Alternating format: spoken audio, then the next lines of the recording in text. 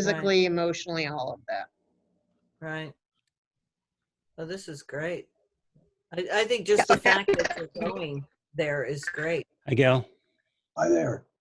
Okay, we'll get Darlene here. Okay. We're missing her. I'm there. Are you there? There you go. That's good. Okay. Hey, so we got Darlene Smith, Diana, Gil, And Hi, Laura. Darlene. myself. Laura's Hi, there. Gil. I'm here. And your first name's off here. Casswear. What's your Oh. first name? My name is Chris. Chris So yeah, Casswear. that's my, so my last name is Zwaymer. Oh. So the K.A. Zwaymer is the email address. Oh, okay, I got it. Yeah, so my name is Chris. Chris Zwaymer, yeah. That's good. How's everybody's machine working? Gil, could you talk? Yeah. How do you hear me? Yeah, you sound good. Yeah, Okay. you do sound good. I could just see the top of your eyes, though. Yeah. And Laura, I don't see her. There you go. There we go. Okay. I didn't add. They add. And Darlene, you have a Darlene, do you have a camera? Yeah, but I put no. I don't know. Maybe it's too late to go back and get it. But No, just click the button. What planet are you on? Okay, wait. I have a plus and a minus on my button. Anything else? It should just be like a video camera. It should be a line. Yeah, but in it. I put to do it without video. If she's comfortable like that, we can always, me and Darlene can always talk to each other and then try to figure it out on another time, on another. And I can hear her, and Right. she knows what she Yeah. knows what I look like. So Okay. back there too. Oh, I see. I could take it off if you want. You want me to try it? Actually, I put no video because I thought Oh. it looked so bad. Okay, I'll Right. leave it then. There'd be days when I would do the same thing. So I'll Dressed up. Okay. I'll talk to you. Diana, you're all dressed up. that's what From I the- was gonna From say. this way up, from this up. And I have some makeup on my T-zones. I saw this thing on Facebook that I loved. It said, "I'm so excited. It's time to take out the garbage. I wonder what they wear." I saw that too, Darlene. That was funny. You're probably in your pajamas. That's why you don't want us to see you. Actually, I had a shower and got dressed. Yay! That's I like good. your background. Warren, Thanks. Outer space. what planet are you on? It's just a different solar system. It's better than what's there right now. Now, Warren, is this going to be the number for future ones too? Yeah, it's actually my phone, my house number, so it's really easy for me to remember it. Yeah, I have the upgraded Okay. version. Thank What's that? you. I'll make a note. Thank you. Yeah. So do you think the fact that sometimes you all sound and I may sound like we're from another galaxy, is there anything that I can do setting wise on my computer to impact that or no? Yeah. See, you just cut off at the end there.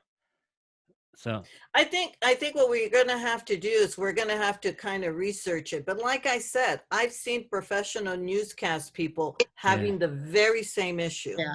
Okay, yeah, okay. So just let me know if when I am talking. it's probably feedback. And I will repeat myself. It's probably feedback from when you're talking.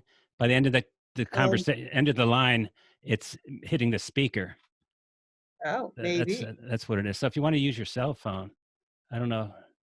Well, honey, you're wearing headphones, and Yeah. so far I haven't heard you break up. Does everybody hear him clearly, or does he break up also when he talks? Pretty Really. good. She's Hey, what clear, it but is- Darlene breaks up. Yeah. I actually, all of you are breaking up for me. Yeah. Yes. Even Warren? Somebody was trying to call me. I think that Mhm. I don't know how, do you think it would be, you think if I tried my cell phone, that might be better? Yeah. So I just go on the link from the email you sent and try it that way? Yeah. It should. Maybe it'll take you to an app. You have an iPhone? Yes. It'll take you to an app, and then you just type in that number.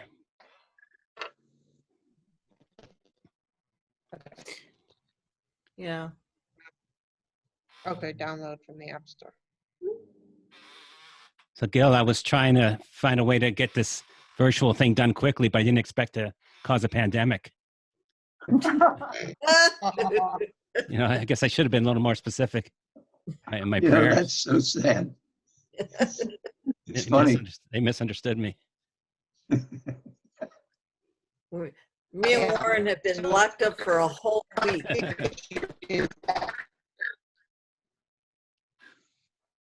I can't use my phone because I don't remember my Yeah. Apple Apple ID. ID. All right. Well, next time. Yeah, we'll do That's it fine. next time. I mean, we were having a conversation a little bit about how many clients are you seeing now?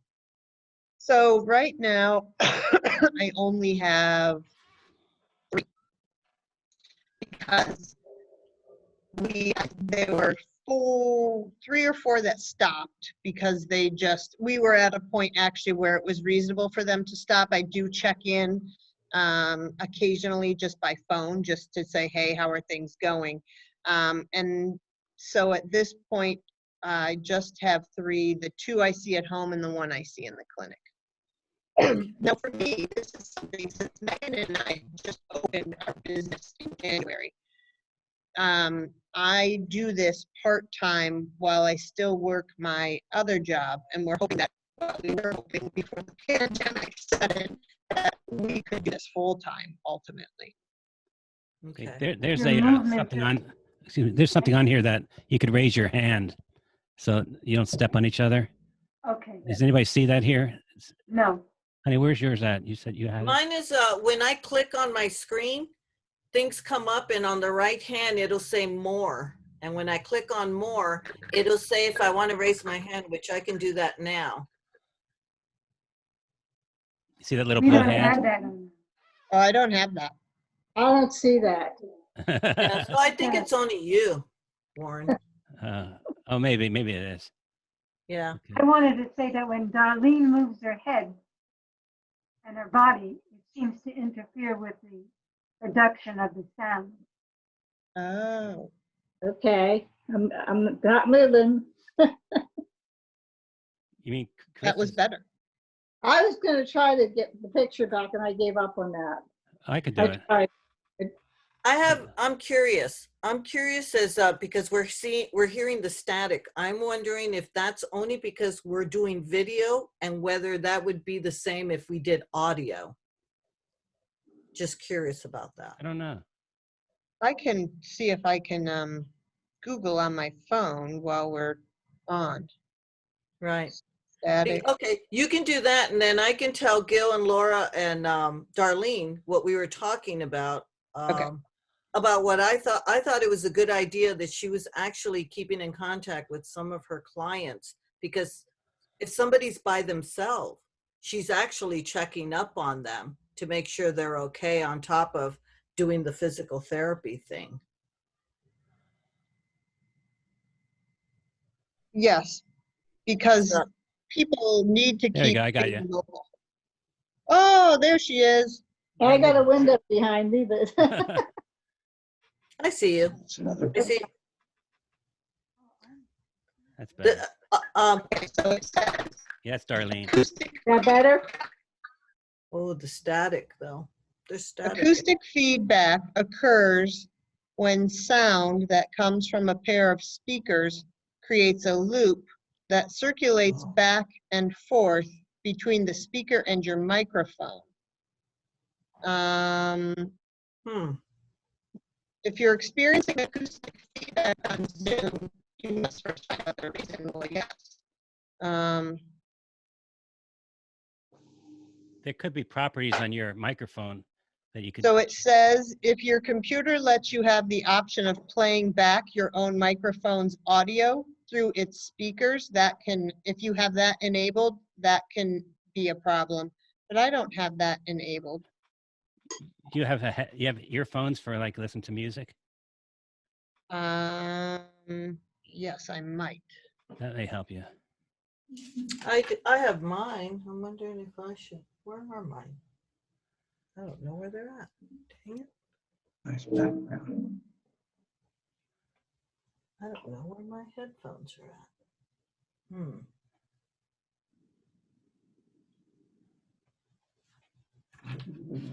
There you go. Shoot. Where are my headphones? I don't think you need them. No? I mean, I sound staticky too, though, when I talk, don't I? Not really. No. You're okay. Oh, okay. I'm moving away a little bit away from the window. I tried closing the blinds, but it's still glare. No, Hello. Okay. Hello. How's that? All right. So, Chris, you want to try it?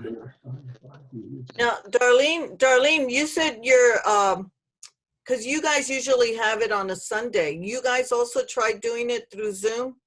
We haven't tried it yet. I did a book group. I was part of a book group. I wasn't the leader that meets at the UU, and we tried it with that group. And 9 of us worked, got on and discussed the book. I haven't tried it with my group yet. Okay. The Unitarian Church has access to the Zoom though through the minister, so she could help me if I wanted to try it. That's good. I don't know if all the members could be able to do it or not. I just kind of threw a note out there that it's a possibility. Okay. Chris, you want to try your voice? So all I did was turn down my volume. Okay. You sound good. Okay. All right. So, Chris, you work at Harmony, right? So yes, so right, Harmony Speech and Physical Therapy is a practice Megan and I opened after being, and I'm sure she told you when she came in, we've been therapists for 25 years, working in different systems, and decided that given the way healthcare is going, we wanted to be able to provide quality services, and in many of the big companies out there, it's more geared toward producing units and billing and money and not what's best for the patient. And so that's why we decided to open our own practice. Good. It's working out. It is. People that we have seen have been thrilled, and it's just a matter of getting the word out there. And obviously right now, it's not a great time to own a small business and be starting a practice, but we are keeping in touch with people. We both have a lot of years of experience and know what we do well, and are not afraid to say, oh, that is something we don't do well. We would recommend you go here. Right. And provide resources, not just therapy when you have, especially in physical therapy, seeing 4 people at one time. That is, not. Right. You don't have to really juggle like it. to do things. Mhm. And do you have the Part B? Is that where you bill like the Fox Rehab does? So we people's do, homes? we're outpatient, so that is Part B. We also accept Highmark, Capital Blue Cross, obviously Medicare, and then we can bill out of network for Aetna and some other insurances. Right. We also, if need be, so I do see a couple people in their home, and I was just going to start a gentleman who has Parkinson's disease, who had been going to the boxing group in Right. Carlisle. And he really has had some decline. His wife really wanted him to be seen in the home to see what could help him in his home. So we can actually do outpatient services in the home. It doesn't have to be home care. Right. It's good. But I have some things, I don't know, and I'm sure you all, have had a lot of different types of speakers come in, but I have a couple things, if you're interested, to talk to you about what I consider to be the most important parts of your physical activity and balance, as far as how to make sure that you are keeping on top of your Parkinson's disease and doing your best to maintain your physical activity. I don't want to preach to you though, so at the same time, I don't want to assume you don't know Right. these things.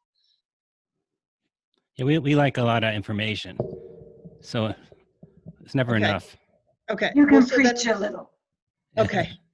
Why don't I go over some of these things, and then you certainly can add in insight, anecdotes, interrupt me, whatever, and let me know. But in my years, so I've been a physical therapist for 25 years, working with mostly individuals who have had either progressive neurologic diseases or strokes or head injury. So in that time, I have seen a lot of what works and doesn't work. What I recommend, and I'm sure you have probably heard this before, hopefully you have, is your flexibility is going to be honestly the most important thing to maintaining your mobility when you have Parkinson's disease. So what I mean by that is, in order for you to move freely, you have to have freedom of movement at all your joints. The more stiff you become, the more difficult it is to have that freedom of movement in all your joints. So maintaining flexibility is ultimately what's really most important to allowing you to have freedom of choice in your movement patterns. Right. And Parkinson's disease tends to limit that just by its nature. Right. So they say that if you don't do anything, you end up being immobilized in a bed. Yes. So one of the big things is I wouldn't, and these are just simple rules of thumb, don't be in any one position, whether it's sitting or in a recliner or unless you're taking a nap, but for more than an hour before you get up and move. Right. So ideally 45 minutes. What about in bed when you're sleeping? So when you're sleeping, that's okay. You don't have to get up every hour. There you go, Gil. Perfect. So the problem is, even in general, we all get stiff as we hold a position for a long period of time, right? Right. But when you have Parkinson's disease, that stiffness settles in and makes things that much harder. So you don't want to sit at your computer doing work or in a recliner or anywhere. You don't want to hold any one position for more than an hour without getting up and moving. So and during these times, it's actually a even better reminder. So making sure that you are getting up and moving around is one simple thing you can do. Right. You do that, Darlene? Do you Yes, move? that's good. You move around a lot? Yeah, usually, but I can tell if I've been sitting a while and have to pull myself out of the chair. Yeah. And I'm stiff, I can tell. How about you, Although Laura? I'm not exercising like I had been when I went to the gym. Yeah, that hurts now because you can't get to the gym. Right. They're all closed. Well, I can talk about some things that you could do at home as well. Good. I should do Um, my big exercise and I haven't been. Yeah, right. And that's just it. So there are some things, though, that you could do as part of your everyday routine that could at least get some exercise, a little bit of exercise in when you're limited with what you can do and where you can go. Right. Right. And Laura, do you still do Um, exercises? I do, but not as much as I used to. Yeah. I'm lazy, but I try to get out and walk every day. Right. If I don't, I'll work on the treadmill. But I'm having a problem with freezing. I spend a lot of time in the kitchen where I have a tile floor. Uh-huh. And every time I turn, I lurch because I Yeah. don't slowly think about turning. Yes. I go the speed I used to go. And I'm concerned that I'm going to fall on the tile floor. I've done that once. Yeah, and that's going to be painful because those tile floors are not forgiving. No, Do you use a walker or cane or any support system? no, I don't. Okay. The reason I ask is if you feel like you do move quickly when you're doing things in the kitchen, sometimes having something there that more than just the counter that you can rest your hand on to sort of give you another contact point might just be something that would be helpful. And I mean, like, even if it's the a walker, handle or something like that. Because, and obviously the best thing is, but we don't all think this, think through before you move, but if you're in the middle of cooking or something, your mind's not on moving.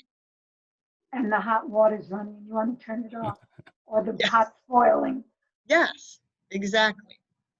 So that brings me to my next point is the balance, which is next to flexibility. And you need to have flexibility in order to have good balance. Balance is extremely important to be successful with your mobility. In order to stay upright and to be able to move freely, you need to have balance reactions. Oftentimes our balance reactions are automatic. And in order for us to automatically catch our balance or do something to keep our balance, you need to be able to, again, have the flexibility in your joints. If you don't, balance reactions do not work as well. So that's another thing. And then, of course, strength and endurance are also important, but in what I have found over the years, flexibility, balance, and strength and endurance on that scale. So that strength and endurance are very important, but strength and endurance don't do you much good if you don't have the flexibility and balance first. And it depends on where you are also in the disease progression. Ideally, you will find an activity that incorporates all three of those things Mhm. in the same activity. Did That you would fi- be ideal. do you find that? Housework, yeah. Yeah. Housework. Do you find that a type A personality is more likely to fall than a more relaxed person? Because it seems like I know when I have trouble, I'm kind of laid back. I don't get upset with myself, but if somebody just has enough and just go for it, I could see them Yes. falling. The other thing is everybody's Parkinson's disease impacts them differently. So some people end up with more cognitive changes Right. earlier than others. And so sometimes there is some more impulsivity with that. Mm-hmm. So So the that- other thing is if you're going to do an exercise program, you will get most benefit from it if you time it to be about an hour after you take your Parkinson's medications. So when you are optimally medicated, you will get most benefit out of your exercise program, Right. which doesn't mean you can't exercise other times. Mm-hmm. But so if we think about during the times we're in right now, what could you do? So before you get out of bed in the morning, you could, and I could send Warren, I can send you an attachment with some pictures of some things because it's hard for Good. me to demonstrate now, but lying in your bed, bring your knee up towards your chest, right? 5 times each side. Mm-hmm. Very simple. Lying on your back, dropping your knees to one side, dropping your knees to the other side. Mm-hmm. Very simple, easy things you can do before you get out of bed to warm your muscles up, to increase your blood flow. The other thing is working on pressing your head and shoulders back into the bed. So you're working on extension because sometimes when you have Parkinson's disease, you get crouched forward. So those are some easy things you could do before you even get out of bed. Mm-hmm. Then you could work on your balance when you're in the bathroom doing your self-care. So standing there while you're washing your face or brushing your teeth, you could rest your hands on the vanity and close your eyes if that's safe for you to work on your balance with your eyes closed. You can weight shift side to side. So there's a lot of things you can do sort of as part of your regular day. Mm-hmm. Sitting up and down from a chair. When you go to eat and you're going to sit at your kitchen table, do 5 or 10 sit to stands from the chair at every meal. That way you've Right. just done, 15 to 30 really good exercises for your butt and your hamstrings and your quads Mm-hmm. at each meal. So there are things you have to think about, but you can sort of incorporate them. Walking, like you said, is excellent. And getting fresh air, obviously, those things are excellent. Mm-hmm. You could stand with your hands on your countertop in your kitchen and raise up on your toes and then rock back on your heels. So there are things that you can do, and obviously cooking and cleaning and folding laundry, all those things we all thoroughly enjoy doing. Oh, yeah. really does challenge our balance in terms of, we're turning, we're moving. So those are ways to do that. But in order to, since we're limited with where we can go, you have to be creative about where you find the ability to work on exercise, at least for right now. Right. One other thing that I didn't talk about is taking the time to do large amplitude movements. So have you all heard of the LSVT program? Yes. Yes, The big. Yes. Yeah. Big and loud. The reason that program is successful, there is research that backs that moving with large amplitude movements resets your movement control. And so exaggerate what you do. When Megan teaches, when they do the loud crowd here and they talk about speaking with intent, it's the same sort of thing. So if you're going to move your arms, move them big. If you're going to walk across the room, walk with big arms and big legs.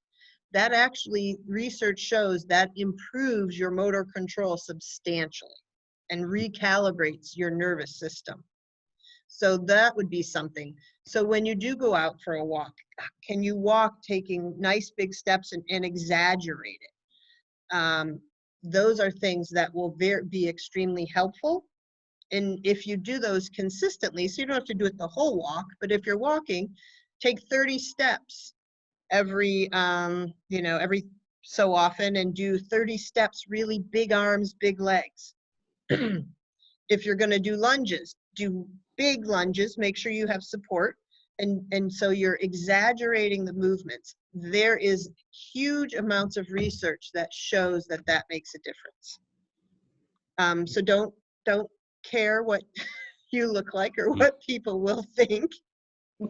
When you walk the dog, you can get away with walking like that. It doesn't look as strange. Yes, you're right. Because that you can blame it on the dog. Right. Yeah. Exactly. He Others does have it the when run we're of together at dogs. the mall. Yes. Yeah, because I find when I can't even get out of the house with my dog, but as soon as I hit the door and I go outside, I could walk perfectly. So there is, because there's a rhythm to it and things. Right. Now, sometimes if your dog pulls in different directions, that can cause people to stutter step and things. Right. In that case, you take a nice big deep breath and regroup and start again. And that Mhm. does make a difference as much as possible. Right.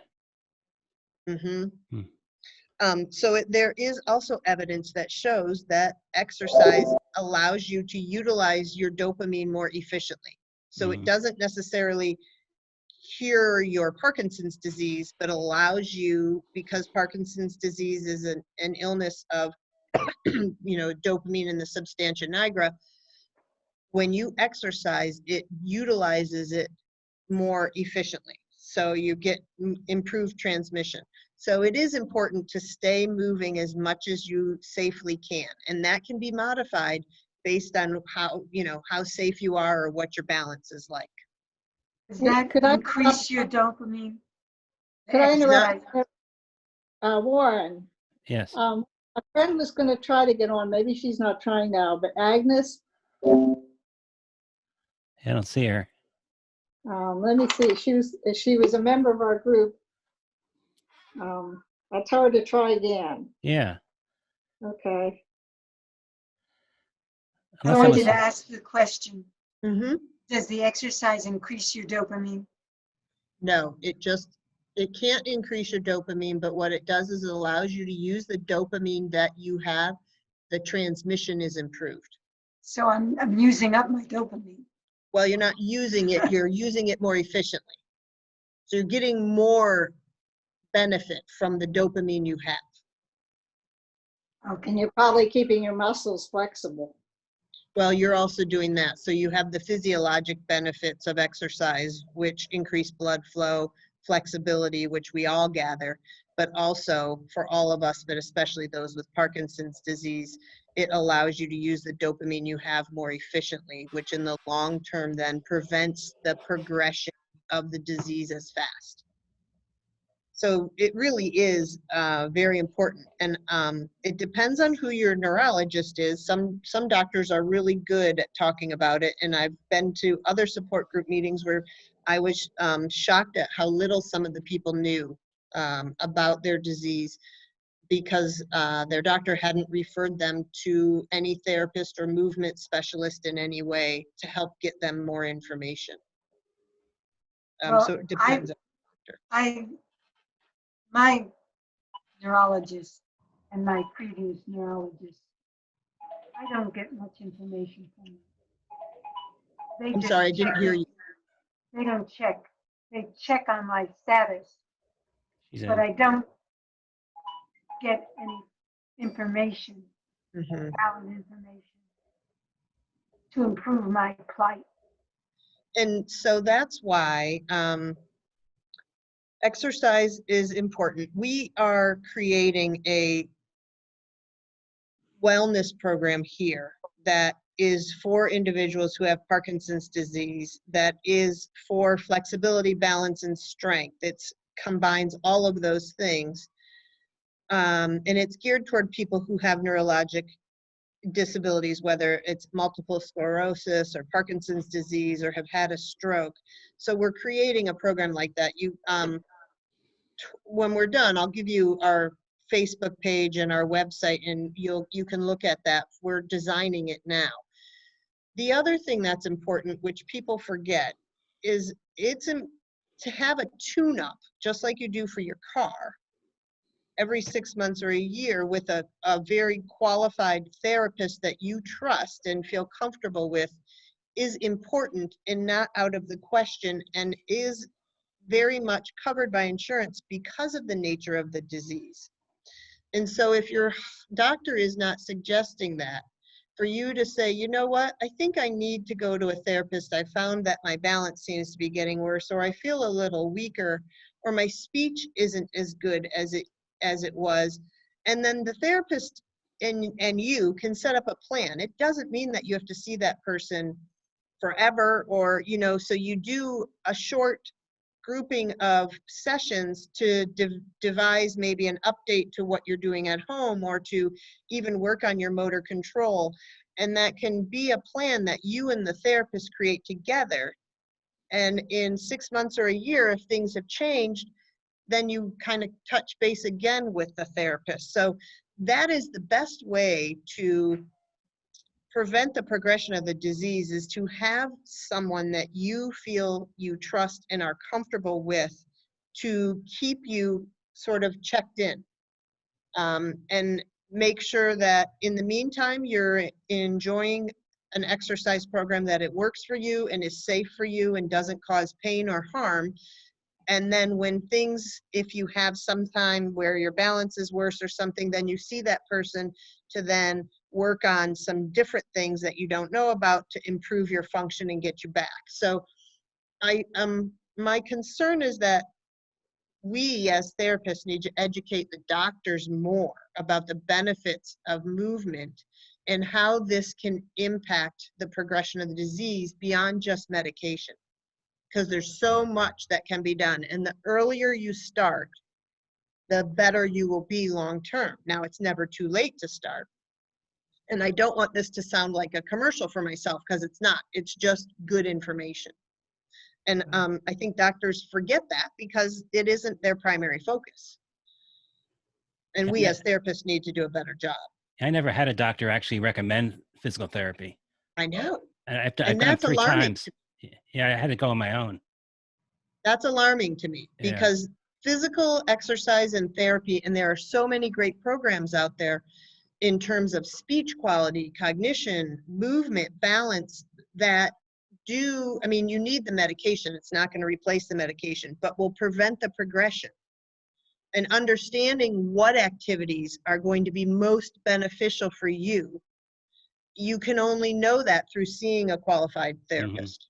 And so we as therapists, and that's one of the things Megan and I are trying to do, is to go out there to family doctors or neurologists, because some people aren't even followed by a neurologist. Are all of you? Yes. Yes. Okay, And good. she pushes therapy. And who's your neurologist, Darlene? De Jesus Hershey. Okay, We have our visitor. She came. yes. Her Yeah, name- she what's her show? spoke. She spoke with, you had a large group that day. Yeah. I mean, your friend's here. Oh, did you get her? Is she Yeah. on? You don't see her? I- Nope. Huh. I see Okay. her. She's right next to you. I have On a the screen. question. Mhm. Honey. I have a question. Uh-huh. When you were talking, and it sounds like you have to be your own advocate, obviously. Right. Now, does it require a referral from a doctor? Because if we're educating people through our support group meeting, telling Mhm. them, you know, that you should be doing this, this, and this, do they need to go to their doctor and ask for a referral? I went to my That's a family very- doctor. That's a very good question. So in Pennsylvania, a physical therapist can see an individual without a doctor's referral for 30 days. Huh. Beyond 30 calendar days, you need a referral from a physician.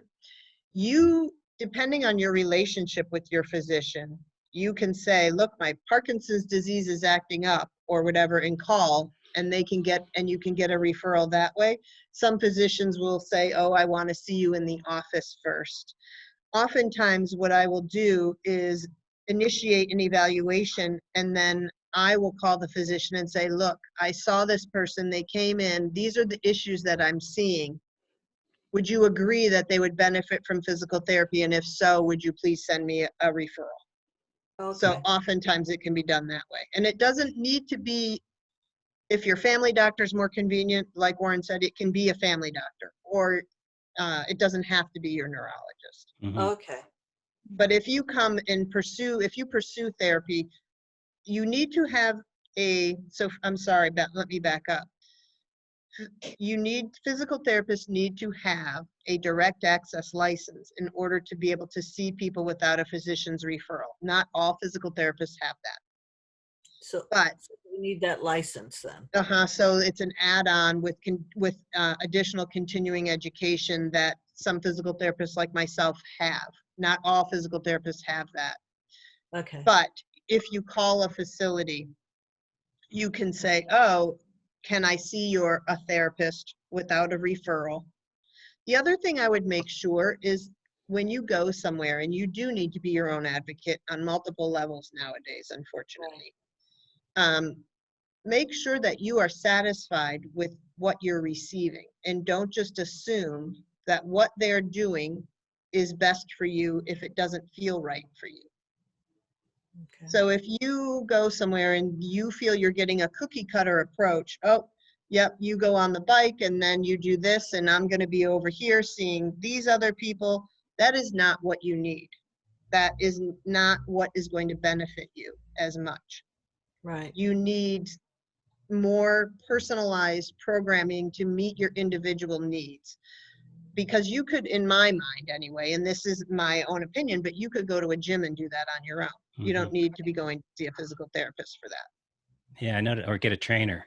Yes. Yep. Okay. If that services would be covered by Medicare.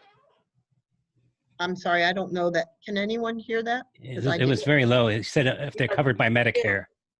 Oh, yes. So Medicare and all other insurances cover physical therapy services. Wellness, like a wellness program or going to a gym or seeing a personal trainer, is not. However, Medicare does cover what's called maintenance therapy for certain diseases, and Parkinson's is one of those. So they say, oh yes, we will cover physical therapy for maintaining someone's level of function, because they need to see someone who is skilled in what physical therapists do in order to get what they need. So like for MS and other neurologic diseases that are progressive, Medicare does allow maintenance therapy. And what is the longevity of that? So the maintenance, Yes. honestly, so depends on the individual, and depends on if you have traditional Medicare or a replacement plan. As long as the therapist is documenting that appropriately, it can be once a week for years, it can be twice a week. The idea is you're maintaining a certain level. If the person gets to a point where they don't need the skilled services of a therapist to maintain their level, then that's when they're discharged and progress to a wellness program or something like that. So it's highly individual as to how long that could be. I did see a woman for a full year who lived in Messiah Village, and for maintenance therapy. Actually, and in her case, it was trying to keep her in her independent living situation so she didn't have to progress to the long-term care section. Wow, just that alone makes it worth it so that you don't have to go from that point to the other point. Right. Right, and it depends on where you are in your, you know, in the progression of your disease. But think about, when you think about the activities you choose, think about, like we talked about treadmill walking. You said that Gil's wife, I missed your name. Laura, Laura, okay, I'm sorry. You walk on the treadmill or outside. That's excellent. Biking is good. Dancing is fantastic for people who have Parkinson's disease because of the rhythmicity of the movement and certain, I'm not a good, I don't know a lot about music terminology, but the beat and the tempo Yeah. helps facilitate smoothness of motion. So that's another thing you could dance with each other in, or by yourself in your home well, now, we have done that. We have since you done can't get that out. quite regularly. Yes. Tai That Chi is dance another in your great chair? exercise. You could dance in your chair. Yes, you can. And that's just it. So I have people who do large amplitude upper body movements who aren't safe to be doing those things standing. Right. And those are things you could do in your chair if it's not safe for you to be upright, you know, for whoever that might be. Tai Chi is another excellent activity because of the rhythmicity, the rhythmic motion, and the weight shifting and the balance incorporates all those things. So what you want is something that's challenging your balance and is not just, so you don't want something that you can do brainlessly, because that isn't going to be as good for your brain. You want to So- encourage. Yes, there you go. So you want to do, and when you're talking about a physical activity, bicycling is good, but some people tend to just kind of bicycle and space out. So if you're changing sort of the resistance on a stationary bike, you will find that to be more stimulating for your brain and help your be more effective than just bicycling at a steady pace. Or also So that- walking with cones in front of you. Yeah. Somebody keeps changing the sequence of the cones. Yes, so that it isn't mindless. So you're actually having Right. to work your brain. The other thing is working on split attention tasks. Right. So can I walk and, you know, like Chew I gum. joke, I can't walk and chew gum at the same time because I'll trip. You know, like things like that. Can I walk and toss a ball between my hands? All of those things work your Well, I brain that used to be able to multitask a Mm-hmm. lot, especially in the kitchen and in the house. Mhm. And I can't do that anymore. I've got to narrow it down to 2 or 3 things. And it's in that case, and that is tough, but one thing we need to do, and one thing that everyone needs to do, is realize where your limits are. So Laura, for you, probably that's a very good, safe thing to do, because if you try and do too many things, that increases your risk for falls, right? So as much as we want to challenge our balance and our nervous system, we need to realize when something is not safe. And that is different for everyone. well, I put safety first. And everybody needs to. Yes, you do. And But that's why sometimes I miscalculate. I'm sure we all do. But that's why seeing a therapist or someone who has experience who can say, you know what, we've worked on this here. I feel safe with you doing this at home. But yet, so you're not doing something just off the cuff, deciding to do something that you're like, well, we'll see if this works. and putting yourself at risk. Mhm. So you want to minimize that. How long is the program that you offer? Well, so the wellness program that we're starting will be a sequence. We haven't decided if it'll go for like 8 weeks, then we'll take a few weeks off, and then another 8 weeks. So that's for what we call wellness, and that would be a minimal fee that you pay. Physical therapy, that obviously fluctuates depending on the needs of the person. So there is no set time. That's what a plan is developed with between the therapist and the individual to see what is needed. The wellness program, like Megan runs the Loud Crowd, and that's an ongoing thing. What we thought we would do with the flexibility, balance, and strengthening wellness program that should be coming out this summer is do it in like a 6 to 8 week programming or something, and then give people a break from it. And then they could do it again, if they wanted to or not, when the next session started. But we thought that might be maybe more interesting to people, and then we could change up how we're doing things so that it doesn't get boring. Right. Now, is this within a group or is this individual? That would be within a group.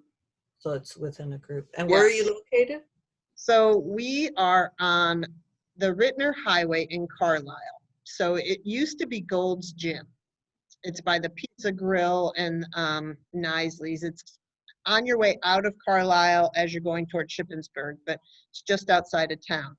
It is called Platinum Fitness. It's a gym, and we rent a space in Platinum Fitness where we have therapy equipment, and we do our speech and physical therapy here. Excuse me. Platinum Fitness also has a group fitness room that they allow us to use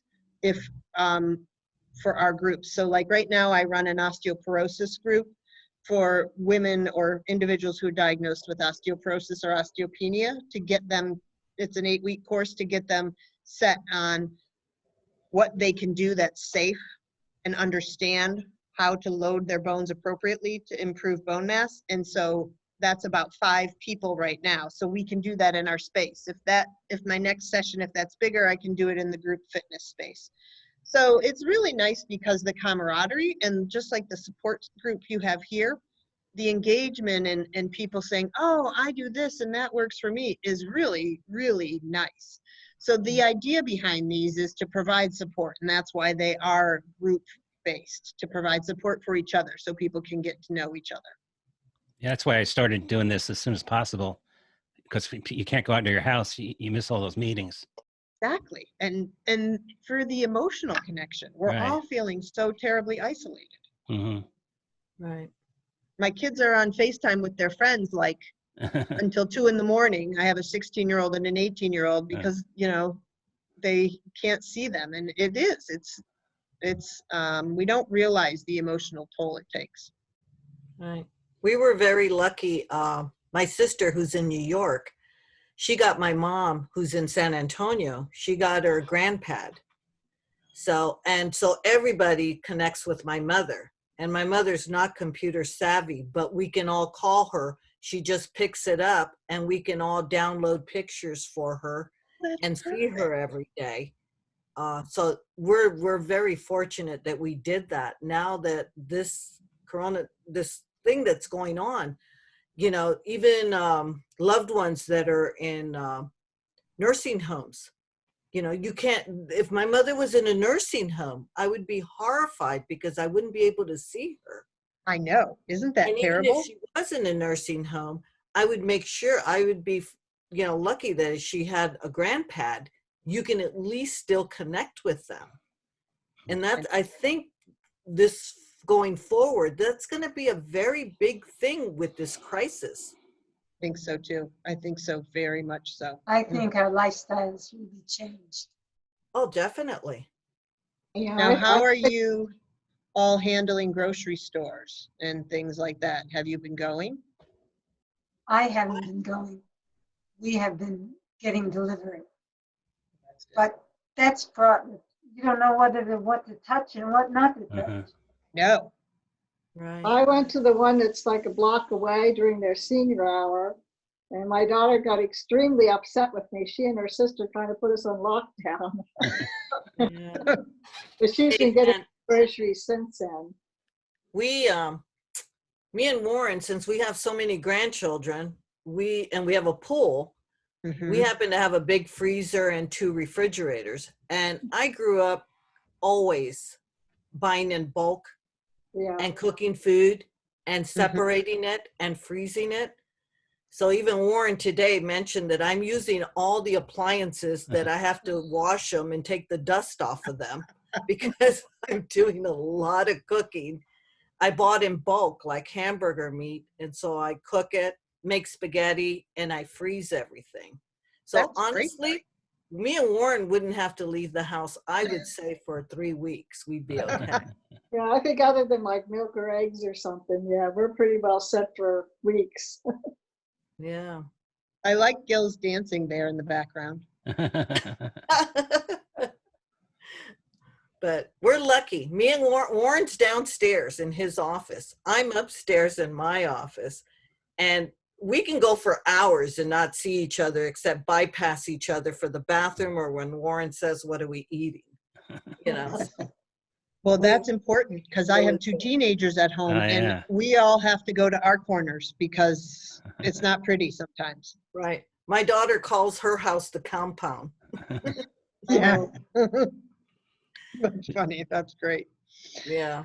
So yeah, try and stay active and move as much as you can in your house. And it's going to take deliberate effort for all of us, I think, initially.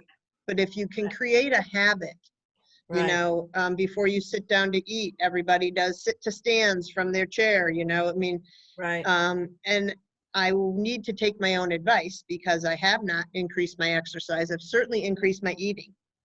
Oh, we all have. Warren says we're all going to gain 19 pounds. Yeah, that's why Exactly. that's why they named it the Yeah. We're all going to 19. gain 19 Yeah, pounds. probably. 19 Kind of pounds. thankful. I think my scale's on Kaplooey. It's not working. It's showing me at least 5 pounds less than I know I am. No, you know what Warren said? He came down and told me that I'm washing his t-shirts in hot water because they shrunk. But they Great. Sounds good to me. Yeah. Oh, that's funny. That's true. But the good information that you gave, that if you can tell Warren, it's like if I say, okay, I want to go see a physical therapist, but I just need the one that you said, you know, because not Yeah, all direct physical access. therapists Yeah. are the same. So if you could send that to Warren, plus Yep. this is being recorded, which is going to be great. So he can send it out. Honey, you're going to send it out as a podcast, right? I think I'll leave it up as a webinar Okay. Okay. because it's not That'll really a be great podcast. because- And then Because- Warren, I will send you just some attachment of some basic, like not a big exercise program, but just some basic things that would be Right. beneficial that you can email out to Yeah, that'd be people in good. your group. Yeah. To just be like, hey, these are some things, you know, and everyone needs to do them within their own limitations. So nothing I give you should ever hurt. You might feel a little stretch, but that should go away. So nothing I recommend you do should ever cause any Right. pain or prolonged irritation at all. So make sure that you're not overdoing it. So Chris, Do you have any Chris, your Go ahead. profession's the only one that has to touch people. Like I'm everybody, all over people. everybody else, like my doctor, if you show him something on your skin, he never touches it. He just goes like an inch away and looks at it. Dentists don't. funny. Everybody else is gowned up in gloves. So yeah, in my personal life, I'm not a big invade someone's personal space kind of Right. person, but it's like I become a different person in my professional life. Right. I have no problem getting all over someone when it's appropriate and needed. But you know, yes, we're very much on, you know, touching people, helping facilitate motor movement that's Right. appropriate. And if you're seeing someone who isn't doing that, they probably aren't doing as good of a job for you as they should. Right. So that's something to think about too. Because you've got to sort of use your weight and sort of use a pulley sometimes. And to- also, just to facilitate so what's considered normal or optimal movement, I need to help people to engage certain muscles in a certain way. It doesn't all happen naturally, especially if there's an injury or an illness. And so to tell someone to do 20 repetitions of an exercise is not effective if they're not doing the exercise correctly and using the correct Right. muscle groups. So they should put you on TV as the caregivers. I'm a face for radio. That's what my husband says. He's a professor at Dickinson and is trying to teach his classes online now. Uh-huh. And he said he has a face for radio. So I stole that from him. We Wow. appreciate you doing We're- this. Gil Lori, and yes, I have an appointment with our doctor. And we're thinking about telephoning in. And I wondered if you had any advice or questions that should be addressed. With your doctor for during a telephone visit. A GP. I would just recommend always writing down what your questions are in a notebook so you can keep track of it and writing down the answers. Is it just for a regular visit or is it specific to something that you're having an issue with? Old age. Old Old age. Old age. Well, yes. Huh. I think the big thing is making sure that you feel you're getting all of your needs met in terms of, is someone looking at all of your medications and making sure that what you're taking is appropriate and needed. So you, and in my mind, that's the role of a family doctor, right? To be the champion of and coordinate everyone else that you see. I don't know that that happens as much now as it used to. Right. But We're that's trying to. what I would expect. Yeah, I don't know if there's much that you could do as an internist, because they usually check your ears and your eyes and your heart and your lungs. Like, I don't think you could really do that over the phone. Or telemedicine? Are a lot of Yeah. doctors going to be going into telemedicine because they're taking care of people who are going in infected? So they're don't kind of know. holding off on a lot of stuff right now. Yeah. So I know my mom is supposed to have a visit with her cardiologist. She's 82. And they are doing telehealth visits because they Right. aren't allowing people to come in. He is going to take the opportunity he needs to look to see if she's got some swelling and things like that, which Right. he can't touch, but he could see. Hmm. Yeah, but you can't have someone check their own heart rate if they don't know how, or blood pressure or temperature. So Right. yeah, I do think that the effectiveness of those visits is limited, but it's good for emergency type situations. Right. Yeah, with Parkinson's, it's good because you could see if they're changing their shakiness or their Yes. gait or things like that. Because That- the doctor could watch you walk across a room Right. maybe, Right. At least and sort talk of. about medications and what might need to be altered Right. a little bit. Right. Yeah, that's true. Those are good points. All right. So- Well, this is great. Yeah. So I don't know. You see, you I have a lot. appreciate- You have a lot to talk about, don't you? You said you have different. I could talk about things related to Parkinson's and movement for a long time, and Right. but I don't want to. I've monopolized your group time here Uh, plenty, and I don't mean to do that. I just feel like I have a lot of information yeah, to share. that's appreciated.